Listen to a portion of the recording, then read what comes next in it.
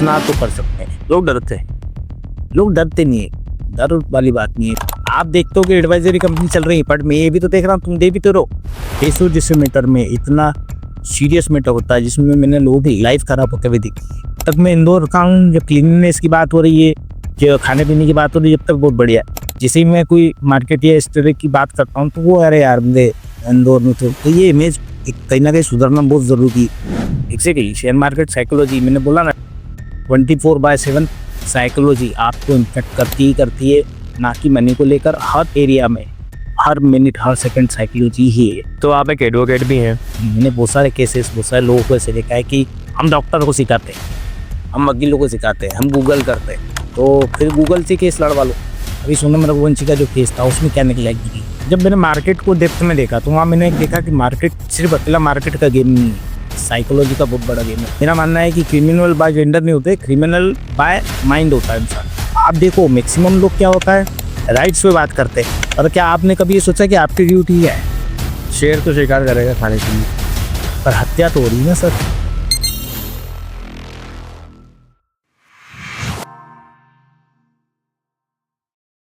स्वागत है आपका शरद सोनी जी हमारे इस यूट्यूब चैनल में। मैं भी आपका बहुत बहुत धन्यवाद देना चाहता हूँ और शुभकामनाएं आपको अपने पहले पॉडकास्ट की। और सबसे पहले आपको एक और बार धन्यवाद, ग्रेटिट्यूड देना चाहता हूँ कि आपने मुझे सिलेक्ट किया अपने पहले पॉडकास्ट की। Thank you. मेरी आपको शुभकामनाएं ये भी है कि बहुत सारे आपको व्यूअर्स और सब्सक्राइबर्स मिलेंगे। शरद जी, मैं एक अभी मैंने तो स्टडी करा आपके बारे में, तो आपने अभी एक साइकोलॉजी पर बुक लिखी है।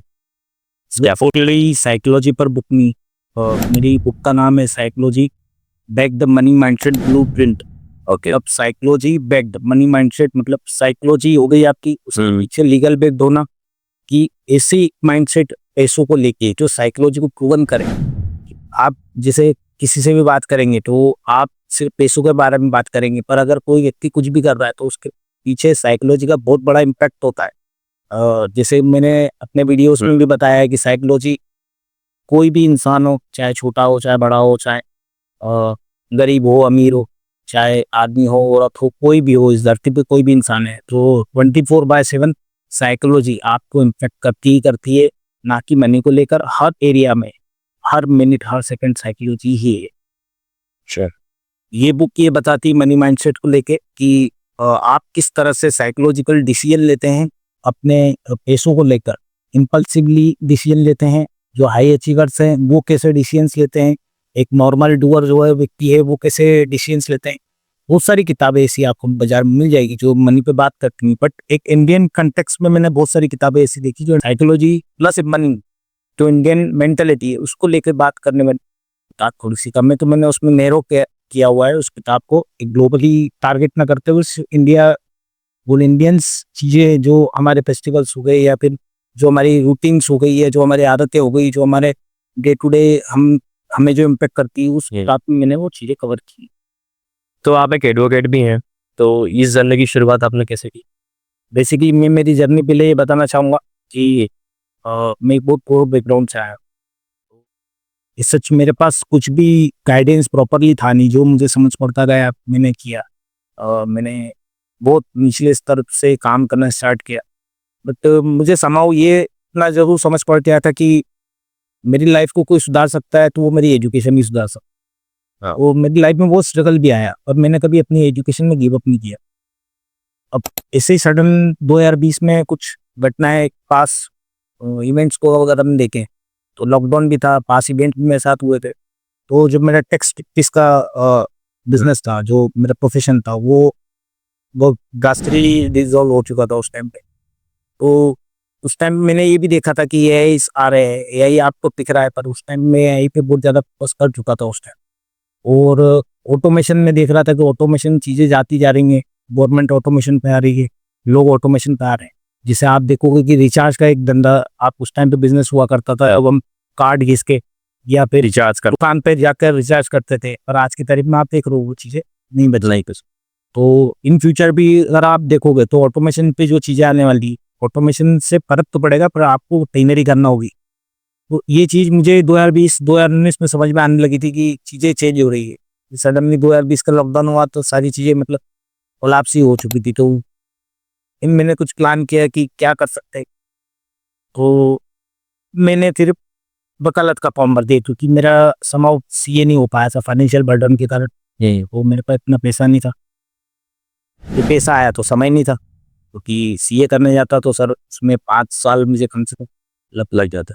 और चूंकि मेरी शादी हो चुकी थी, फैमिली बर्डन था, फाइनेंशियल बर्डन था, सब चीज़ें देखने के बाद मैंने, अब मुझे एजुकेशन तो करनी है कुछ ना कुछ, मैंने वकालत में अपना ट्राई किया है।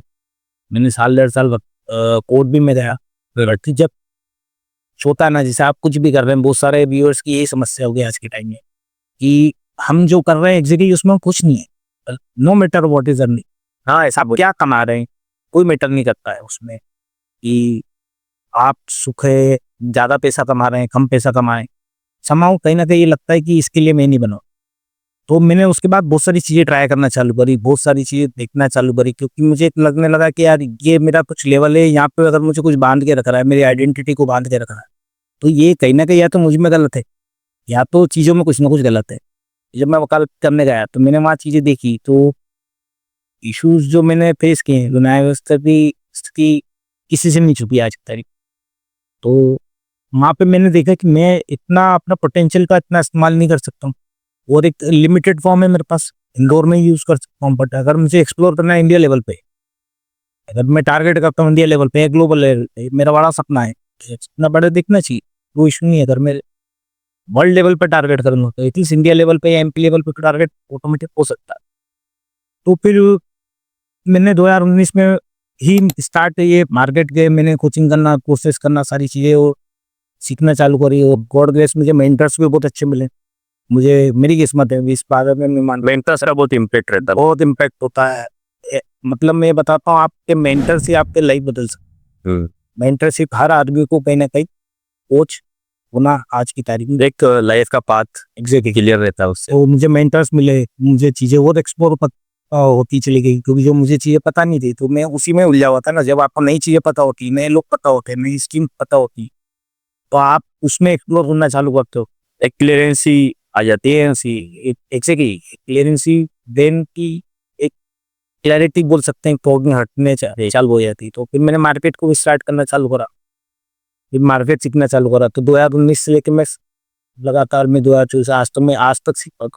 और जब मैंने मार्केट को डेप्थ में देखा तो वहाँ मैंने एक देखा कि मार्केट सिर्फ अकेला मार्केट का गेम नहीं है, साइकोलॉजी का बहुत बड़ा गेम है। देन मैंने 2012 में एग्जैक्टली शेयर मार्केट साइकोलॉजी, मैंने बोला ना 24/7 आपकी साइकोलॉजी है। तो आप जब ट्रेड भी ले रहे हो तो क्या था, दो साइड तो है। तो जब मैं सीख रहा था, जब मैं वकालत भी जाना चालू कर रहा था, मैंने वहाँ भी ट्राई किया। मैं एग्जैक्टली ऐसा नहीं करता हूँ कि कुछ चीज़ कर ली और छोड़ दी, मैं चीज़ करता हूँ। मैंने चीज़ अगर कोई चूज़ की है तो उसको ट्राई करके देखता हूँ। लोगों की आदत होती है, लोग चीज़ करते हैं बट ट्राई करके बगैर छोड़ देते हैं। बट मैंने कोई चीज़ की, उसमें घुसा, उसको करके देखा, देन आई डिसाइड कि ये मेरे लिए सही है या नहीं। पूरा सा माहौल में कपड़े देखने आया तो आप ट्राई करके देखोगे ना, कि इस तरह से पहले डिसाइड कर लोगे कि सेटिस्फेक्शन पहले खुद के साइड से एग्जैक्ट चीज़ की, क्या मैं गलत कर रहा हूँ या मैं सही कर रहा हूँ। हर चीज़ हर किसी की ये नहीं करनी। तो आप ये जो कुछ एक चीज़ें रील्स देख के या कुछ एक चीज़ें मोटिवेशन में आके इंसान कर लेता है, बट प्रैक्टिकली रियल लाइफ में पॉसिबल नहीं है। आपको चीज़ें ट्राई करके देखनी होगी, आपकी कंपेटेबिलिटी से अगर मिल रहा है, कंपेटेबिलिटी से मैच हो रहा है, देन यू। एक रियल लाइफ और रियल लाइफ में जमीन सारे जमाने भर का अंतर मैं दावा करता हूँ, अपने व्यूअर्स को भी दावा करता हूँ। आप 10 लाख रील्स देख लो, 1 लाख वीडियोस देख लो, आप कुछ नहीं सीखो। क्योंकि इमोशंस जो आता है, एक जो हमको ऑब्जर्व करने वाला आता है, वह जब तक आप मेंटरशिप में नहीं आओगे, जब तक कोच के पास नहीं आओगे, नथिंग विल वो चेंज। आप उसी लूप में वापस आ जाओगे। आप रील देखते हो, आप मोटिवेट होते हो, और आपके पास स्ट्रेटेजी क्या है, नथिंग। लेकिन स्पार्क आया कुछ समय के लिए। Motivation without strategy is disaster. हाँ, एक डिजास्टर से कम नहीं है। इससे अच्छा जो आदमी मोटिवेटेड नहीं था वो ज्यादा अच्छी स्थिति में था। कुछ तो मोटिवेटेड हो गया है, अब वो उसको कुछ समझ नहीं पड़ रहा, पर उसको रास्ता नहीं पता ना करना क्या है। वो अगेन वो डाउनफॉल में जाएगा। अब उसके इमोशंस क्या आएंगे, उसके दिमाग में क्या आएगा कि यार मुझसे नहीं हो पाएगा, ये चीज मेरे लायक नहीं है। कि वो सही हो सकता है, सही रास्ता सही रास्ता। तो स्ट्रेटेजी सही मिली, इस कारण से वो कंफ्यूज हो गया। तो मैंने फिर वकालत में डिसाइड किया, वकालत का मैंने किया, बट मुझे नहीं लगा कि मेरी ये सही जगह है, क्योंकि कहीं ना कहीं आप टॉक्सिसिटी वहाँ पे मैंने फाइंड आउट की कि आप, जिसे हम जजेस को देखें, जजेस के इश्यूज मैंने जब जज को देखा, मैं एक पार्टी तो कहीं ना कहीं अनहैप्पी होगी। हाँ, आप कोई भी डिसीजन दोनों साइड, एक पार्टी तो कहीं ना कहीं उसको टॉक्सिसिटी देगी ही देगी। तो जज की स्थिति देखी मैंने, और बहुत सारे जो मैंने स्थिति केसेस पेंडिंग जो मैंने बहुत वहाँ देखा कि यार नहीं, मैं यहाँ पे भले ठीक है मेरे में स्किल्स है, मैंने वहाँ अच्छा भी किया, ऐसी बात नहीं है, जहाँ जहाँ मैंने काम किया सब तो कहीं ना कहीं परफॉर्म अच्छा ही किया और वहाँ से अर्न भी किया। बट मुझे लगा कि यहाँ मेरा पोटेंशियल नहीं है, यहाँ मेरी ग्रोथ लिमिटेड है, या मेरा लेवल एक बांध के रख रहा है कि अपने आप को बांध के मैं रखना चाहता। देन आई गो और द कोचिंग एंड मैंने एक एकेडमी खोली। मैंने अभी हाल में एक बुक लिखी, वो सेकंड बुक भी मेरी रेडी, और थर्ड मैंने लिखना स्टार्ट कर दी। वाह। सो अब साइकोलॉजी मार्केट से जुड़ जाती है, क्या वकालत में भी जुड़ती है साइकोलॉजी? Everything is psychology. आप क्रिमिनल को भी साइकोलॉजी की तरह देखोगे, आप वकालत को भी साइकोलॉजी की नज़र से देख सकते हो, आप जज को भी साइकोलॉजी की नज़र से देख सकते हो। व्हाट इज केस, जज को जिसकी स्टोरी ज़्यादा अच्छी लगी, इसके पास एविडेंस ज़्यादा अच्छा होंगे, उसके फेवर में केस चला जाता। दैट साइकोलॉजी तो है इसके पीछे। एक क्रिमिनल आप जिसे अभी समाज में, ये मेरा ओपिनियन है, मैं ऐसा नहीं बोलता हूँ कि इम्पैक्ट, या ये मेरा मानना है, मैं सोचता हूँ ऐसा कि समाज में हम सोचते हैं कि एक गर्ल है या लड़की है तो वो उसके प्रति हमारा कहीं ना कहीं एक फील होता है कि हमको नहीं, ये गलत नहीं हो सकती। बट मेरा मानना है कि क्रिमिनल बाय जेंडर नहीं होते, क्रिमिनल बाय माइंड होता है इंसान। और अभी हमने देखा बहुत सारी स्थितियाँ ऐसी हैं जिसमें, अभी सोनम रघुवंशी का जो केस था उसमें क्या निकला कि, तो यहाँ पे आप क्रिमिनल बाय जेंडर से कैसे कुछ कर सकते हैं कि लड़की है तो उसने कुछ नहीं किया हुआ। क्रिमिनल मेंटालिटी माइंड का एक साइकोलॉजी का ही पार्ट है। हाँ, इतना बड़ा एक ठीक है, आप सोचो उस लेवल की, उस पीक लेवल की साइकोलॉजी पे चले जाना कि आप ये परवाह नहीं करते किस तरह के रिजल्ट इसके आ सकते हैं, क्या कॉन्सिक्वेंसेस होंगे। इंसान वो चीजें कर देता है, फिर क्या है, साइकोलॉजी है ना, उसका ब्रेन क्या उसको इन्फॉर्मेशन प्रोड्यूस कर रहा है, उसका आउटकम क्या आ रहा है। This is the reason, everything is psychology. So एक आम आदमी के जो राइट्स होना चाहिए, क्या आपको लगता है उन लोगों को सब चीजें पता है जिस तरह से, मतलब मेरे ऑब्जर्वेशन के अकॉर्डिंग? कोई ये थोड़ा सा आम आदमी पे भी डिपेंड करता है। कोई मेरा मानना है कि हम में से, मेरा मानना भी नहीं, रिसर्च ही प्रूवन है ये तो चीज़ें, कि इंसान मैक्सिमम टाइम 95% आपके लिम्बिक ब्रेन, जो हमारा अनकॉन्शियस ब्रेन है, उससे हम कंट्रोल होते हैं। जैसे मैं आपसे अभी बात कर रहा हूँ तो कॉन्शियसली बात कर रहा हूँ, बट अगर व्यूअर अगर देखेंगे तो मेरे पीछे एक पौधा है, अभी आपका अनकॉन्शियस ब्रेन को दिख भी रहा होगा, बट मैंने जैसे बोला आपका आपके कॉन्शियस माइंड में गया, करेक्ट। तो यहाँ पे साइकोलॉजी से इस तरह से जोड़ सकते हैं इसको कि आम आदमी को पता है कि राइट्स हैं, राइट्स नाम की चीज़ है, बट उसको पता भी है कि ये कहाँ से सीखा जा सकता, पर वो करेगा नहीं। क्यों? क्योंकि उसमें पेन है। आप अपने राइट्स को पता कर सकते हो, आप अपने राइट्स पे जानकारी ले सकते हो, बट उसमें पेन है, प्रोसेस है, उसमें पढ़ना पड़ेगा, मेहनत करना पड़ेगी। ये जो साइकोलॉजी हमारी होती है, तो इस कारण से भी आप उस चीज़ से भागते हो। वो हमारा ब्रेन क्या करता है ना, हमारा ब्रेन इजी चॉइसेस पे ज़्यादा फोकस करता है कि what is easy for me, मेरे लिए क्या सही है, मेरे लिए क्या आसान है। आप देखो हमेशा आपकी जो सिलेक्शन ऑफ चॉइस होगी वो आसान ही होगी, अभी भी आप डिफिकल्ट चॉइस में नहीं आओगे, डिफिकल्ट चॉइस में जाओगे तो आप देखते तो मिलता है।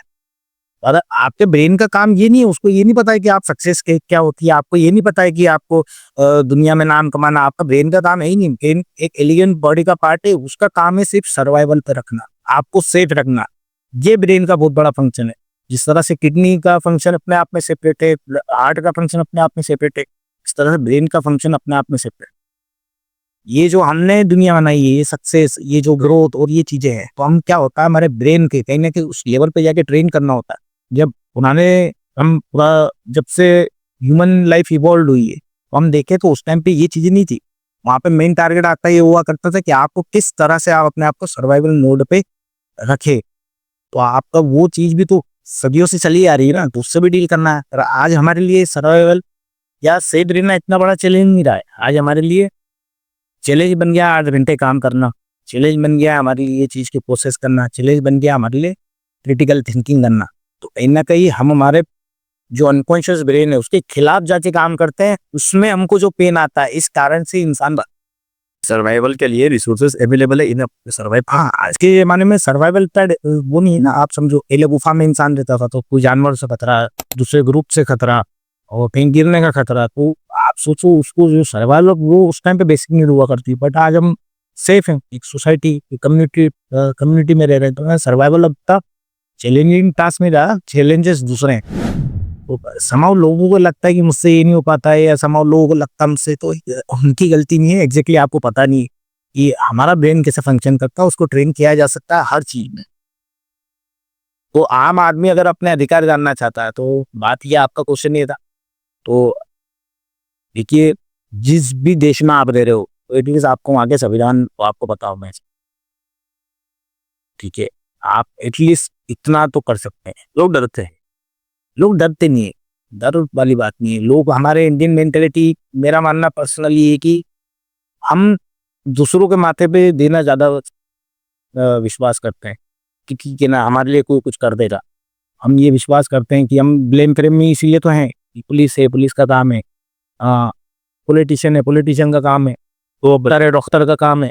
बट जब हमारी बारी आती है तो हमारी ड्यूटी, हम, आप देखो मैक्सिमम लोग क्या होता है, राइट्स पे बात करते हैं, और क्या आपने कभी ये सोचा कि आपकी ड्यूटी क्या है?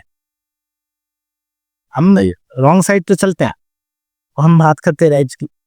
तो सबसे पहले राइट समझने से पहले हिंदी समझना बहुत जरूरी है, क्योंकि आप जब आप संविधान पढ़ोगे तो आपको वहाँ राइट्स भी दिखेंगे और ड्यूटीज भी दिखेगी। दैट इज वाई आप वो चीज नहीं पढ़ते हो, क्योंकि आपको करना भी पड़ेगा। करेक्ट। तो एक सिविलाइज सोसाइटी के लिए, सभ्य समाज के लिए राइट्स भी उतने ही जरूरी है और ड्यूटीज भी उतनी ही जरूरी। आप क्या समझते हैं कि बिना ड्यूटी के आपको राइट्स फॉलो कर सकते हो? ऐसे पॉसिबल ही नहीं, कहीं से कहीं तक पॉसिबल। तो जब ड्यूटी का निर्बंध नहीं होगा तो राइट्स का भी तो मतलब निकलेगा। एक लास्ट क्वेश्चन इस एडवोकेसी को लेके कि पुलिस और कोर्ट की जो प्रोसेस होती है जो आम लोग करते हैं, उसमें बेसिक गलतियां जो लोग करते हैं वो आप बेसिक गलतियां आप ही करते हो, आधे वक्त ही खुद ही बन जाते। कैसे? आप देखो, मैंने बहुत सारे केसेस, बहुत सारे लोगों को ऐसे देखा है कि हम डॉक्टर को सिखाते हैं, हम वकीलों को सिखाते हैं, हम गूगल करते हैं, तो फिर गूगल से केस लड़वा लो, गूगल से इलाज करवा लो। करेक्ट। ये आप गूगल को समझो, उसका एल्गोरिदम किस तरह से काम करता है। गूगल पे कोई चीज एक चीज है, उसके बेनिफिट पूछोगे वो भी बता देगा, आप उसके डिसएडवांटेज जो है वो भी बता देगा। अब आप, डिपेंड ये करता है आप ढूंढ क्या रहे हो। आप अपनी वैलिडेशन को सीख कर रहे हो ना, कि आपको करेक्ट होना है, तो आपको लग रहा है कि इसके बेनिफिट है, तो आप बेनिफिट ही सर्च करोगे। माइंड पॉलिट आगे थोड़े ना जाओगे अपने खिलाफ।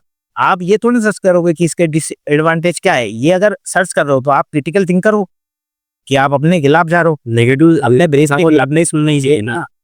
तो आप भी यही करते हैं। तो जो हम सर्च करते हैं, जो भी लोग सर्च करते हैं, तो वो एग्जैक्टली क्या कर रहे हैं, अपने ब्रेन के खिलाफ जाना किसी को पसंद नहीं। तो जो बेसिक गलतियां करते हैं, तो प्लीज डॉक्टर को ना सिखाएं इलाज कैसे करना है, वकील को ना सिखाएं। और अगर आपको लग रहा है वकील गलत, तो चेंज कर लें आप। तो वो कैसे पता लगाना गलत है? देखिए, ये बहुत अच्छा क्वेश्चन करा है कि कैसे पता लगाए। आज के टाइम में ये इश्यूज तो बहुत से लोग फेस कर रहे हैं कि कौन सा वकील अच्छा होता है। तो आप देखिए, मेरे हिसाब से वकील वो ज्यादा अच्छा है जो पूरी बात सुने, क्योंकि मैंने बहुत सारे केसेस में से देखा है कि दूसरे वकीलों को भी देखा है कि एक व्यक्ति आया है, उसके साथ कुछ इशू हो गया है, वो अपने दिल की भड़ास निकालना चाहते हैं। हम क्या करते हैं, वकील वो उनकी जगह सही है कि उनको पूरी चीज सुनने की जरूरत नहीं है, क्योंकि उनको जो क्रक्स चाहिए, वो जो उनके काम का वो सुनते हैं। बाकी बहुत से वकील अगर हाँ ठीक है, इसमें कोई मतलब नहीं, वो आपके भड़ास, उसके इमोशंस जिस दिन बाहर आ जाएंगे ना, वो उसका आप पे ट्रस्ट ऑटोमेटिक आ जाएगा। तो आप पहले बैठ के पूरी बात सुन लें। अगर आप उसकी बात सुन लेंगे, तो जो वकील आपको पूरी बात सुन रहा है, समझ रहा है, प्रॉपर गाइडेंस दे रहा है, प्रॉपर टाइम दे रहा है, तो वो कुछ गलतियां यहाँ पे एडवोकेट की भी है कि वो प्रॉपर कंसल्ट नहीं करते। देखिए, गलती किसी की नहीं होती, मैं ये नहीं बोल रहा हूँ कौन गलत है कौन सही है। मेन इशू ये होता है कि आपकी ट्रेनिंग किस तरह से हो। हाँ, ठीक है। एक स्टूडेंट होता है जो एक ही टीचर जो होता है 100 लोगों को सिखाता है, पर हर किसी के परफॉर्मेंस अलग अलग होते हैं ना। तो किसने किस लेवल पे जाके किस इमोशन पे हो, कितना समझा और कितना अप्लाई करा, वो डिपेंड करता है मैटर कि आपने आगे फर्दर क्या डिलीवर करो। This is the matter. तो यहाँ कोई वकील सही या गलत नहीं होते। आप अगर डॉक्टर को अच्छा देखना चाहते हैं, वकील को अच्छा देखना चाहते हैं, कि जिससे आप रिजोनेट कर पा रहे हैं, जिसकी बात आपको समझ में आ रही है, जिसको आप एक हमारा अनकॉन्शियस माइंड कहना है कि पढ़ लेता है। देखिए क्या होता है, आपने बहुत से लोगों से देखा होगा कि कोई व्यक्ति आपके पास आया, फिर भी आपको ऐसा लगता है कि यार इसमें कुछ ठीक नहीं, भले ही उसने एक शब्द भी नहीं बोला हो। हाँ।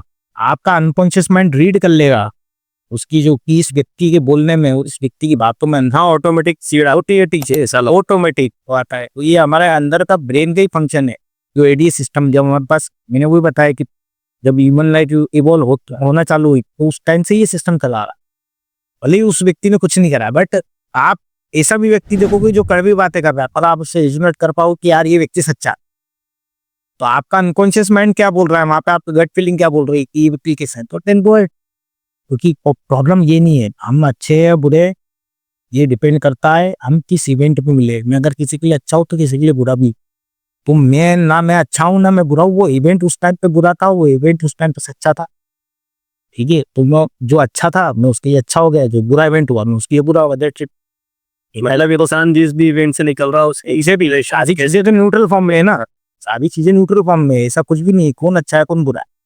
ना कोई अच्छा होता है ना कुछ बुरा होता है। बेसिकली अगर पूरा डेप्थ में जाके हम कोई चीजें पकड़ें तो उसमें यही निकलेगा कि सारी चीजें, जितने भी यूनिवर्स के इवेंट्स हो रहे हैं इस दुनिया में, वो सब चीजें क्लियरली न्यूट्रल फॉर्म में ही होते हैं। हम उससे मीनिंग अटैच करते हैं, मीनिंग अटैच करने के बाद इमोशंस आते हैं, इमोशंस आने के बाद हम ऑब्जर्व करते हैं, देन हमारा ब्रेन डिसाइड करता है कि this is wrong this is right. इतना प्रोसेस एग्जैक्टली, बहुत इससे भी बड़ा प्रोसेस है, तो मैं शॉर्ट फॉर्म में बताया। जैसे एक शेर शिकार करता है तो हम बिल्कुल जनरली उसको देखते हैं, बट एक कोई व्यक्ति मर्डर करता है तो हम उसको क्या नेगेटिव मानते हैं ना, पर हत्या तो दोनों जगह हो रही है। पर हमारा इमोशंस क्या आ रहा है, हमारा ऑब्जर्वेशन क्या आ रहा है, ये डिपेंड करता है कि वो पर्टिकुलर इवेंट जो हुआ है पॉजिटिव हुआ है कि नेगेटिव हुआ है। तो हम एक हमारे जो इनर वर्ल्ड है उससे भी डिसाइड करते हैं, आउटर वर्ल्ड जो मोरल ड्यूटीज हमारी है उससे भी हम डिसाइड करते हैं। एग्जैक्टली आप देखो बहुत सारे इवेंट्स में सभी लोगों की राय इसलिए अलग अलग होती है, एक मत राय होता बहुत रेयर टू रेयर केसेस में। शेर तो शिकार करेगा खाने के लिए, पर हत्या तो हो रही है ना सर। आप यूनिवर्स के पॉइंट ऑफ व्यू से देखो, ये दोनों इवेंट तो न्यूट्रल है ना।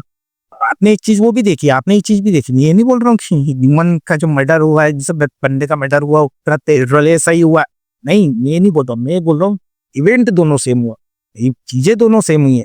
प्रॉब्लम क्या है, हम एक को न्यूट्रल ले रहे हैं और एक को गलत मान गलत। तो ये इमोशन गलत मानने का कहाँ से आया, क्योंकि हमारी कहीं ना कहीं पास कंडीशन ये है कि हमने गलत मान रखा है ना आउटर वर्ल्ड में, जब तो हम गलत मान रहे हैं क्योंकि कानून के हिसाब से गलत है, हमारे मोरल एथिक्स के हिसाब से गलत है, ह्यूमैनिटी के हिसाब से गलत।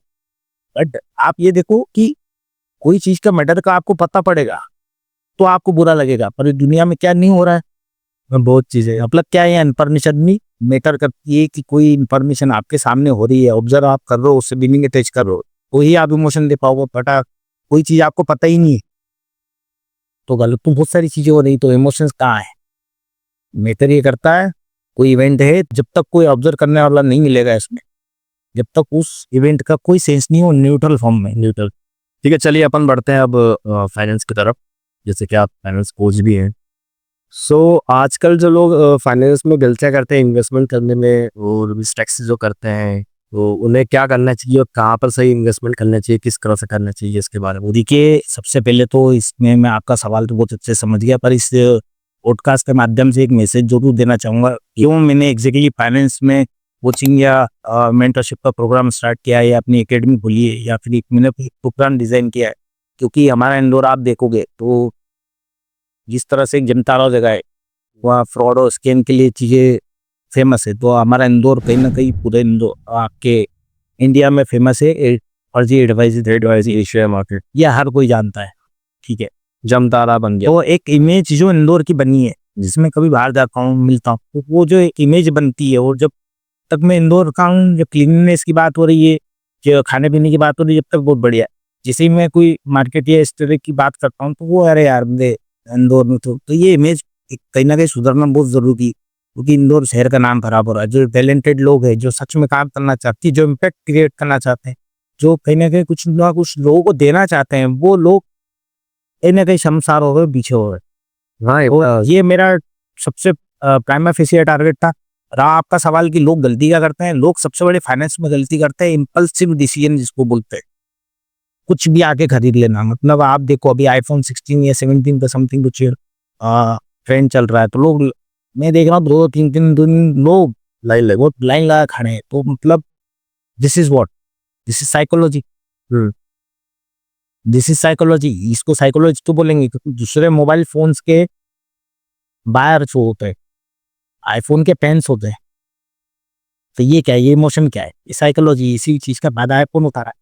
तो ये इम्पल्सिव डिसीजन तभी आपने भी किया होगा कि एक कुछ भी सनकी बने में चीज खरीदना जिसको बोलते हाँ, कई बार हैं, तो वो चीज जब तक अच्छी लगती है, जब तक वो हमको चाहिए होती है, जब तक वो स्टोर में, जैसे ही हमारे पास वो आ गई तो उस चीज की कीमत अपने आप में को ऐसा लगता है 2-4 दिन बाद, 5 दिन बाद, क्या क्यों खरीदने, ऑटोमेटिक उस चीज की कीमत आपकी डाउन हो जाएगी, ऑटोमेटिक उस चीज की वैल्यू आपको कम हो जाएगी। इवन आप गाड़ियां भी देखोगे तो कोई गाड़ी आपको जब तक लेनी है, जब तक आपका रेल में कहीं ना कहीं ये है, जैसे ही वो आपको डॉक्यूमेंट रिलीज हुआ, जैसे मिला आप क्या, ये टेम्पररी डोपामिन रिलीज सिस्टम होता है। ये पहले मेरी भी ऐसी आदत थी। तो इम्पल्सिव डिसीजन ले। दूसरा, एक हमारे यहाँ कहीं ना कहीं शो ऑफ, खतरनाक लेवल का शो ऑफ होता ही होता है, मैंने देखा है। कंपटीशन में लगे, कॉम्पिटिशन, दूसरों को जजमेंट करता है, दूसरों को जजमेंट में, जैसे आप व्यूअर्स को देखेंगे तो व्यूअर्स भी कहीं ना कहीं जजमेंट करता है। ये ह्यूमन नेचर है, ह्यूमन बिहेवियर है कि हम लोगों को जज ही करते हैं कि ये व्यक्ति कौन है, ये इसने क्या कपड़े पहन रखे हैं, या इसने क्या चश्मा है, इसका क्या आइडेंटिटी, ये मैटर इनके लिए पहले करेगा। एक ह्यूमन ब्रेन नॉर्मल ब्रेन के लिए पहले करेगा, बट बोल क्या रहे हैं, फिद्दी बात क्या कर रहा है, उस पर ध्यान बहुत रेयर टू रेयर केस में जाता है। तो हम सबसे पहले जज ही इस तरह से करते हैं देख के। तो ये हमारा जो शो ऑफ का कारण है, ये जो सबसे बड़ा रीजन है एक कंपटीशन का, लोगों को दिखाने का, इस कारण से जो खर्चा हम कर रहे हैं, लोगों को इम्पल्सिवली डिसीजन ले रहे हैं। अच्छा, रातों रात अमीर बनने की जो एडवाइजरी कंपनी चल रही है, तो क्यों चल रही है? आप देखते हो कि एडवाइजरी कंपनी चल रही है, बट मैं ये भी तो देख रहा हूँ, तुम दे भी तो रहो। हाँ। ये वही लोग हैं जो 10,000 की तनख्वाह किसी को, उसमें 500 रुपए काटते हैं, और करोड़ों रुपए एडवाइजरी कंपनी को पकड़ा देते हैं। कि क्या है ये ग्रीडीनेस का तो फायदा उठा रहे हैं ना, ये भी साइकोलॉजी है कि आप जब जो जेन्युइन पेमेंट है वहां पे हमको पेमेंट नहीं देना, बट जहाँ पे हमको रुकना है, सावधान है ना, वहां पे हम उड़ा दे रहे हैं लाखों से, करोड़ों से। तो ये सबसे बड़ी है। और दूसरी चीज, टिप कॉल पे भरोसा ना करें, किसी प्रकार के टिप कॉल पे। इवन मैं भी, मेरे नाम से भी कोई बोलता है, मैं भी कभी भविष्य में देता हूँ, मैं यहाँ डिक्लेयर करता हूँ, मुझे भी कोई, हाँ, आप भी अकेडमी स्टार्ट कर रहे हैं।